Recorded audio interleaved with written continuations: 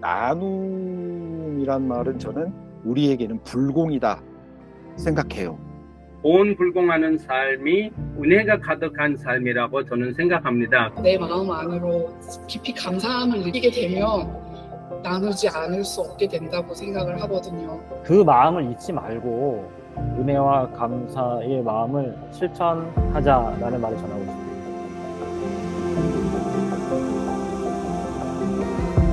인도 교화는 20년 전에 서타원 박정수 교무님과 강남 교당 그리고 부평 교당의 후원으로 시작하게 됐습니다. 원불교의 남녀 평등 사상을 실행하기 위해서 우선 약자인 여성들과 어린이들을 위해서 활동을 시작하게 됐습니다. 델리 교당에서는 방과 후 교실, 여성 직업학교, 컴퓨터 교실, 재봉틀 등 다양한 프로그램을 진행했습니다. 여기서 배워가서 가게도 차리고 회사에 취직한 사례들도 많이 있습니다. 2008년도에 치타원 한지성 회장님과 여성회 회원들께서 델리 교당을 방문하시고 델리 교당에서 이런 활동을 할 수 있게 적극적으로 도와주시기를 하셨고, 삼성금 장학재단의 도움을 받아서 히말라야 6개 마을에서 우리가 겨울 프로그램을 현재 진행하고 있습니다. 방과 후 교실에서 약 600명의 어린이가 교당에 와서 공부를 하고 마을 안에서 애들이 안전하게 델리 수준의 교육을 받으니까 부모들이 원부대잠이라는 거를 굉장히 고맙게 생각하고 굉장히 감사하게 생각하고 있습니다. 캄보디아에는 바탐방 교당과 프놈펜 교당 두 곳이 교화 활동을 하고 있습니다. 프놈펜 교당에서는 철거민 마을 안에서 생후 10개월에서 50개월 사이의 아이들을 보육하고 있는 프놈펜 원광 하가원과 초등학교, 중학교, 고등학생을 대상으로 하는 청소년 공부방을 운영하고 있습니다. 처음 캄보디아와 원불교가 인연이 된 것은 서타원 박정수 종사님이 1988년부터 캄보디아에 지속적인 후원을 해오신 것이 시작입니다. 타가원 같은 경우에는 정원 66명의 아이들을 저희들이 월요일에서 금요일까지 아침 6시 30분에서 저녁 5시까지 아이들을 보육을 하면서 하루 3번의 식사와 3번의 목욕과 교육을 같이 진행을 하고 있는 곳이고요. 타가원에서 졸업을 시켰던 아이들이 지금은 14년이 지나니까 자라서 고등학생이 되고 중학생이 돼가지고 매주 청소년 공부방에 와서 공부도 하고 오전에 청소년 법회에도 보고 이런 모습들을 보면서 좀 어려운 환경에서 살고 있지만 아이들에게는 힘이 되고 또 행복이 되는 것일 수도 있겠구나. 그 순간순간에 저희가 정성과 마음을 다하는 것이 굉장히 중요한 일이구나 하는 생각을 해보게 됐습니다.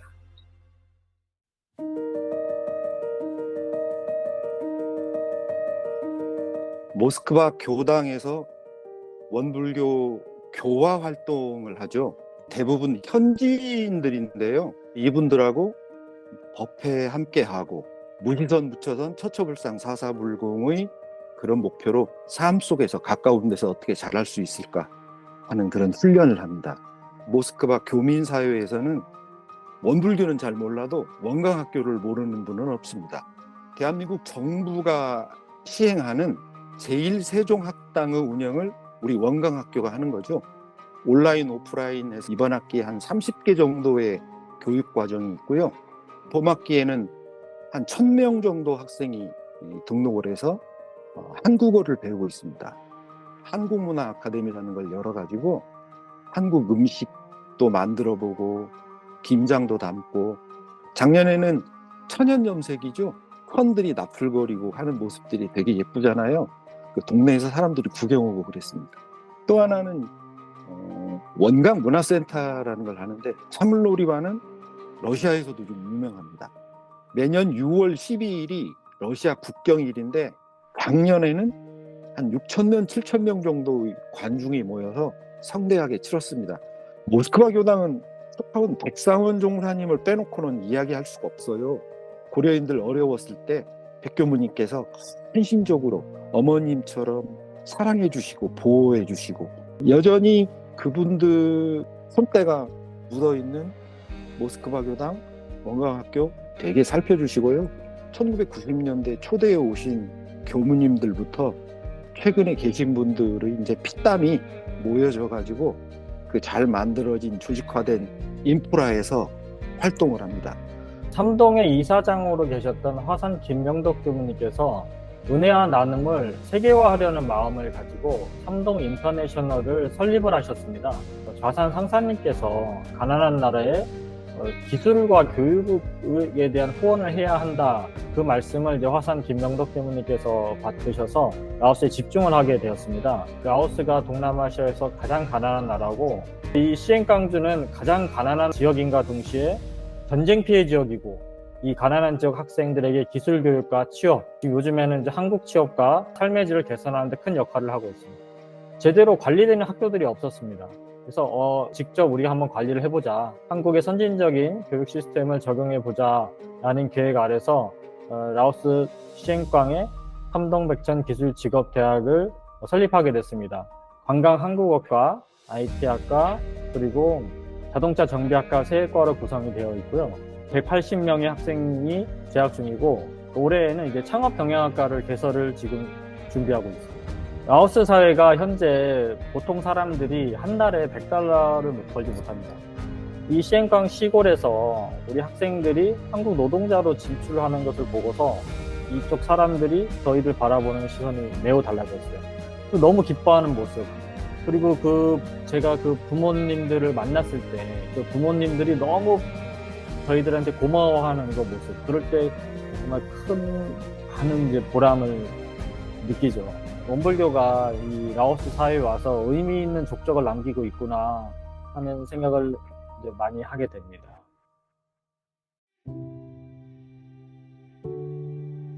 남녀 불평등이 가장 심하고 또 편협된 신앙, 미신 신앙이 가장 심하고 불합리한 제도와 의식 의례가 엄청 많은 나라 중에 하나가 인도라고 생각이 됩니다. 불교의 발생지이지만은 안타깝게도 불교는 거의 사라진 그런 추세입니다.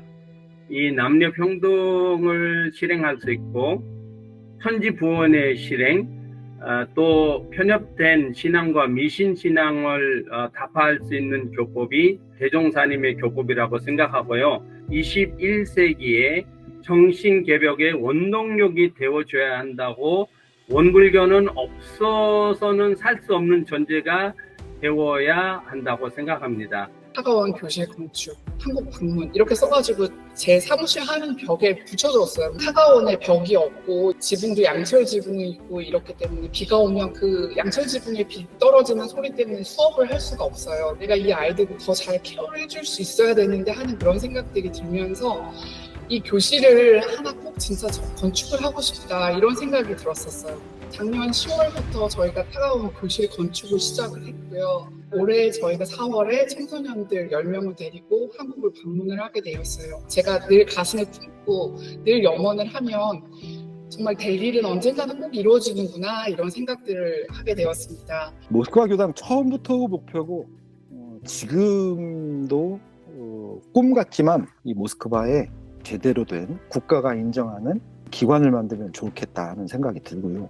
북동아시아에서부터 유럽에까지 펼쳐진 큰 나라인데 또 모스크바에 교당 하나 있거든요.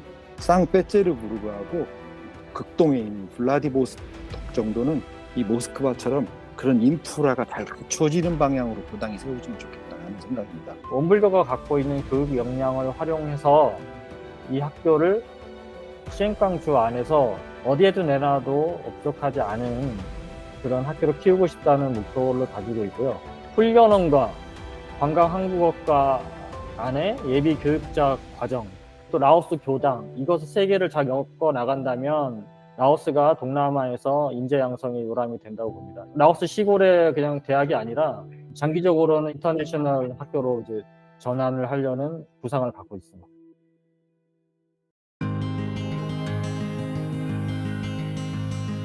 돈 들이지 않고 할 수 있는 여러 가지 보시의 방법이 있다고 하지 않으셨습니까? 미소를 통해서, 정다운 말을 통해서 여러 가지 방법이 있는데 너무 큰 돈을 희사해야 한다거나 아니면 거기에 가서 어렵게 일을 해야 한다거나 너무 어렵게 생각하지 않으셨으면 좋겠어요. 나보다 더 열악한 환경에 처한 인연들을 챙기고 복을 짓는 기회를 놓치지 않으려고 노력하고 있습니다. 나는 하나를 주지만 그게 결코 하나가 아니라고 생각을 하거든요. 나누는 것은 절대 하나가 아니라고, 그 영향력은 우리가 절대 헤아릴 수 없는 거라고 생각을 합니다. 봉사하고 불공하고 기여하고 헌신하는 것이 내 삶이 나의 미래가 건강해지고 행복해진다. 그렇기 때문에 이 사업은, 이 일은 해볼 만하고 가치 있다. 그걸 잊지 말아야 될 것 같아요.